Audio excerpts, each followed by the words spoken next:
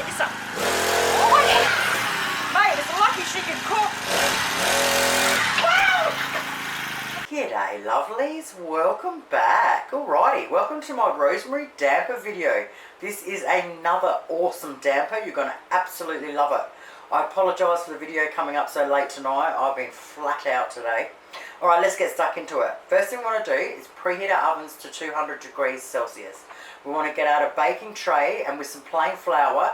You don't want to lightly sprinkle it on. You want to put a nice heavy layer of the flour on. Next thing we want to do is get some fresh rosemary, and we want to take all of the leaves off of the stem, and we want to chop them all up, and we want to chop up 2 tablespoons and set that aside till we need it. Now we want 6 bacon tops or 3 long rashers of bacon and a medium onion. We want to chop them both up nice and small. Then we want to chuck them in a fry pan and we want to fry them up until the onion is nice and soft. Now if you don't have a non-stick frying pan, maybe just chuck a bit of butter in there. Once it's nice and soft, get it straight out and put it in a big bowl to cool down. Alrighty, so that's done and almost cooled down, so we'll put that aside for a minute. Now what I've done is I've got 45 grams of butter and I've chopped it up into little pieces. Into a big bowl we've got 3 cups of self-raising flour.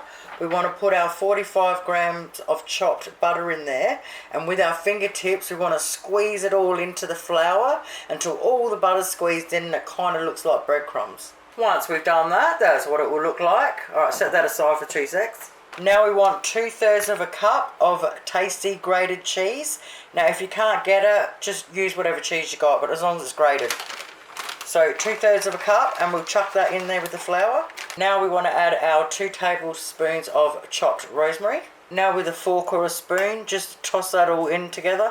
Once we've done that, we get our cooled down, right down to cool, bacon and onion, and chuck that in there and then stir that around.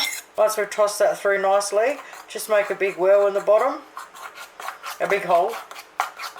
Now we want to add 1.5 cups of milk. Now I love to use these spatulas for dough, but you don't have to if you don't want to. But to stir it, I love to use the end of a spoon. So either wooden, or if you haven't got wooden, metal, okay? It just makes it heaps easy. So now we just stir it until we get our big 1 pile of goo. Alright, once we've got our pile of goo, I'll just scrape it down.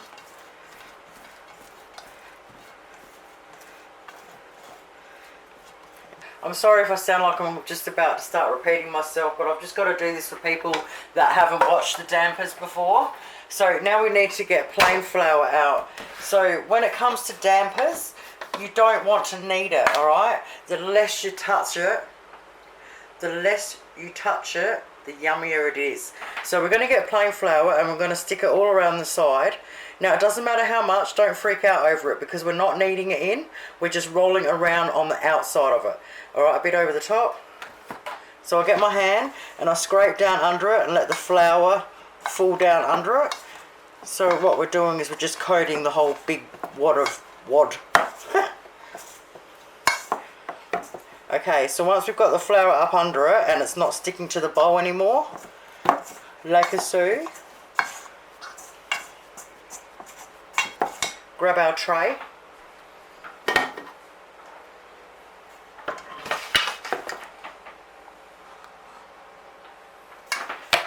Okay, just roll it out onto it.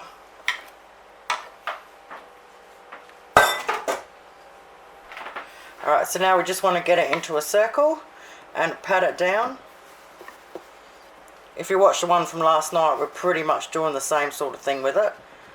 Okay, now we need another 1/2 cup of the tasty grated cheese, or whatever grated cheese you've got your hands on. Put that 1/2 cup in the middle, pile it up, and then just spread it out.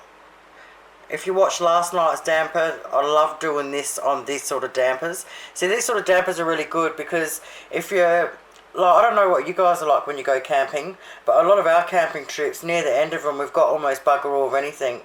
Like, you got to really rely on what you pack to go away when you're doing a break.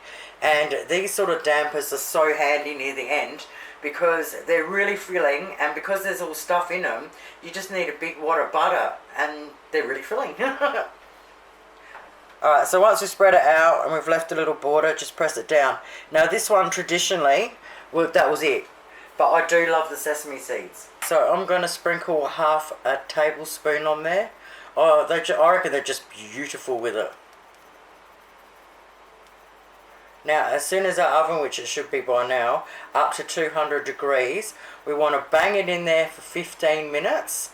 After 15 minutes, we want to turn it down to 190 degrees, and we want to cook it for another 20 minutes. Oh my God, mate, it smells amazing in here. So the exact time I said was the time. So check that it's ready.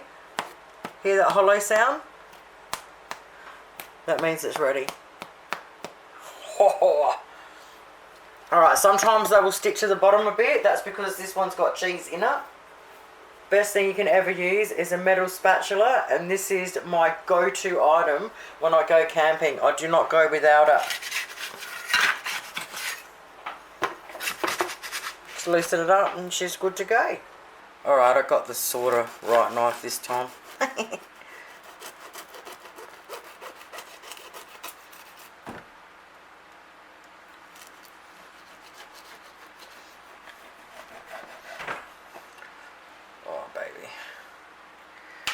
Damn, I wish I had better lighting. I'm just going to zoom in. Hopefully you can see that.